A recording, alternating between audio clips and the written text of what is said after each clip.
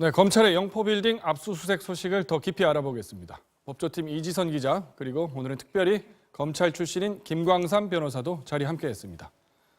김 변호사님, 어젯밤 압수수색 보시고 검찰 출신으로서 어떤 느낌이 드시던가요? 일단 검찰이 지난 11일 다스 본사에 대해서 압수수색을 했습니다. 네. 그럼에도 불구하고 2주도 되지 않아서 압수수색을 했다는 것은 검찰이 측근이랄지 또 다른 누군가를 조사를 하면서 네.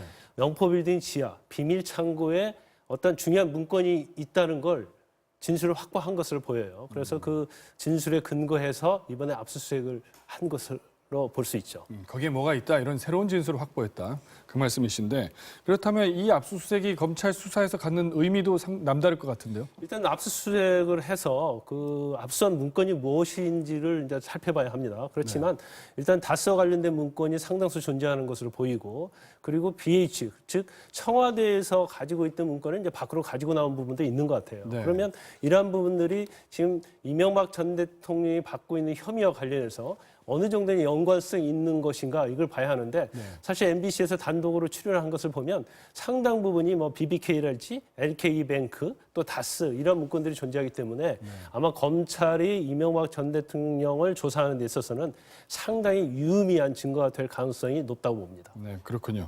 자, 앞서 리포트에도 봤습니다만 그 검찰이 상자를 옮길 때 그 겉에 BH라고 이렇게 적힌 글씨들이 있었어요. 그거는 검찰 수사관들이 쓴 거겠죠? 그렇습니다. 검찰이 현장에서 압수물들을 분류하고 또 이거 상자에 넣으면서 어떤 자료를 넣었는지 수사관이 직접 상자 위에 글씨를 쓴 겁니다.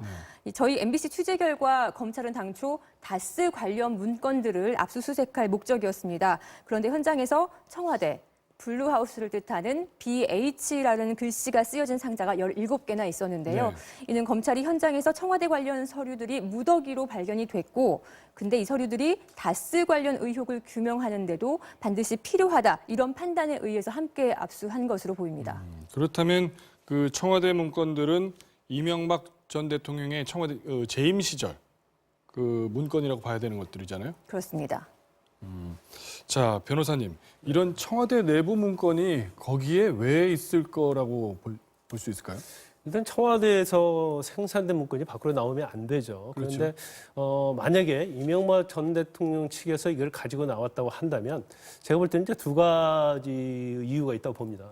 이제 첫 번째는 향후에 있어서 어떤 불법적인 요소가 문제가 될 때 이제 대응하기 위해서는 뭐 기억력에만 의존할 수 없는 거 아니겠습니까? 네, 기록이 있어야죠. 그렇죠. 그래서 문건을 좀 확인하려는 그런 의도가 있을 가능성이 크고, 이제 또 다른 하나는 이러한 문건을 청와대에 남겨두었을 때 이 문건 자체가 뭐 기록물로 이관이 되던 또 그렇지 않든 간에 어떻게 보면 본인에게 굉장히 불리한 요소로서 작용할 수 있다는 생각을 해서 가지고 나올 수 있다고 봐요. 그렇지만 이 기록물 자체를 가지고 나오는 것 자체는 대통령 기록물 관리법 위반, 이게 범죄 행위입니다. 그래서 현행법상 7년 이하의 징역이나 2천만 원 이하의 벌금에 처하도록 되어 있거든요. 그렇기 때문에 이번 압수물에 있어서 그러한 기록물이 존재한다고 한다면 또 다른 범죄 혐의가 이명박 전 대통령에게 추가될 수 있는 가능성이 있다고 볼 수 있습니다. 네, 그렇군요.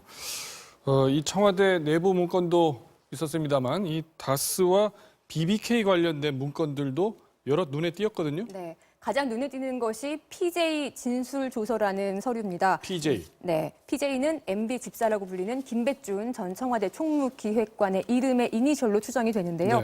현재 국정원 특활비 수수 혐의로 구속이 돼 있는데, 김 전 기획관은 또 다스가 BBK 투자금 140억 원을 회수하는 과정에도 이름이 여러 차례 등장하는 인물입니다. 그러니까 검찰이 이명박 전 대통령의 혐의를 입증하는데 김백준 전 기획관은 핵심적인 인물인 거죠.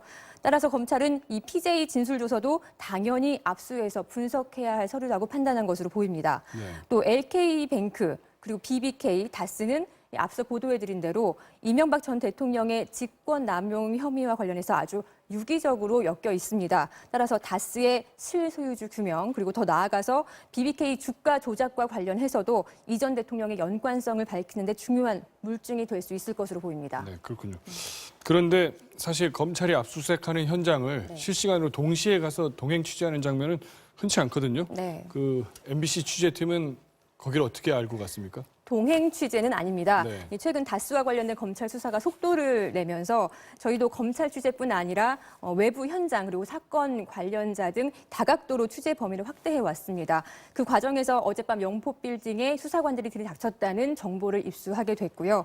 해당 정보를 확인하기 위해서 즉시 저희 팀 기자를 현장으로 보냈고 이 불이 1층부터 5층까지 다 꺼져 있는 빌딩에서 지하에서만 불빛이 새어나오는 걸 확인을 했습니다.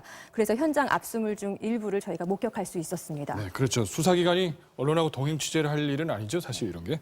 자, 변호사님, 그 정리해보면 이번 그래도 영포빌딩 압수수색 전격적으로 이루어졌는데 이명박 전 대통령을 확실하게 겨냥하고 있다. 이렇게 결론 내려도 될까요? 네, 단적으로 말하면 이제 그렇다고 볼 수 있고요. 네. 일단 검찰이 이명박 전 대통령의 측근들, 그러니까 이제는 이제 검찰 수사에서 그 이명박 전 대통령에게 유리한 증언을 했던 이제 그런 사람들에 대해서 조사가 거의 끝났고 이제 이런 측근들이 다 진술을 번복했지 않습니까?